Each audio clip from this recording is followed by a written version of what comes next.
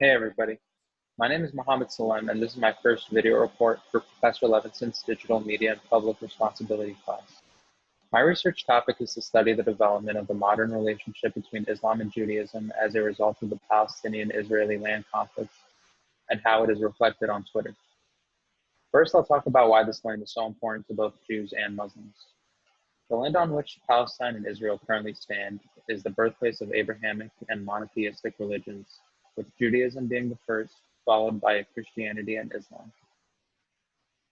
This is where the prophet Abraham took his son to be sacrificed in order to show his devotion to God. It also contained Bethlehem, which was where the birthplace of Jesus was, a divine figure in Christianity and a beloved prophet in Islam. There's no surprise that this land would be the center of discussion on many occasions throughout world history. Before World War II, this land was under Ottoman rule. During this time, there was no religious tensions between Jews and Muslims, and all faiths coexisted peacefully during this time. However, after the fall of the Ottoman Empire during World War II, Britain took control of this land. During the early to mid-20th century, European nationalism was rampant. This led many European people and leaders to believe that Jewish people would not be able to properly assimilate into European culture. Soon after taking control of the land, Britain shifted the responsibility of deciding its future to the newly created United Nations. The United Nations then created a UN partition plan for Palestine in 1947, which was fully implemented on May 14, 1948. Israel was initially supposed to be a small state within Palestine. However, ever since its establishment, tensions between Arabs and Israelis has been on the rise, and not too long after, the first Arab-Israeli war begun, and Palestinians and Israelis have been fighting ever since. These fights were purely political until religious holy sites started getting involved into Israeli occupations. The first occupation of Al-Aqsa Mosque, which is the third most holy site in Islam, happened after the Arab-Israeli War, or Six-Day War, of 1967. Occupations of the Al-Aqsa Mosque would continue to occur to this day, making the Israeli-Palestinian conflict a religious one as well as a political one. The Al-Aqsa Mosque is where Muslims believe the Prophet Muhammad ascended to heaven on what is known as Al-Miraj. This site is also where Temple Mount stands, which is the holiest site for the Jewish people. This is where Abraham was going to sacrifice his son, as well as where two ancient Jewish temples once stood. Israel's occupation of the Al-Aqsa Mosque was seen as a massive offense to Muslims worldwide and sparked worldwide outrage in many Muslim countries.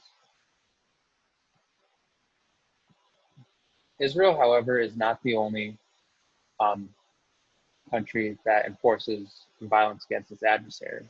The First Intifada, a Palestinian uprising against Israeli occupation, was launched during the late 1980s as a response to Israeli violence. The Intifada also gave birth to what is known as Hamas, which is a Palestinian Sunni militant organization that was founded in 1987. The goal of this group was to liberate Palestinians from Israeli occupation as well as Israeli land.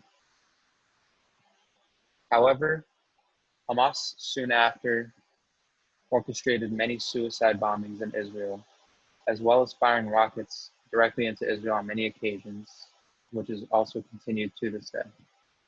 These attacks against Israel only further sparked violent responses against the Palestinian people.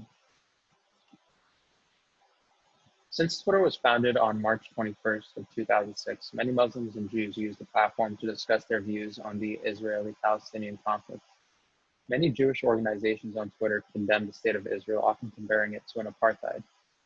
These Jewish organizations include Jews for Justice for Palestine, Jewish Voice for Peace, Jewish Solidarity, and hashtag Jews Against Zionism. Zionism has also been publicly condemned by many Jewish people using the hashtag Jews Against Zionism. Having a massive presence on the social media platform amongst these groups have raised awareness amongst the Jewish community for the attacks against Palestinians by Israel. Muslim support for Israel is not nearly as widespread and publicly voiced on Twitter as Jewish support for Palestine is. However, it is still present, and many Muslims living in Israel today do enjoy their lives there peacefully. For my continuing this topic, I'm going to include how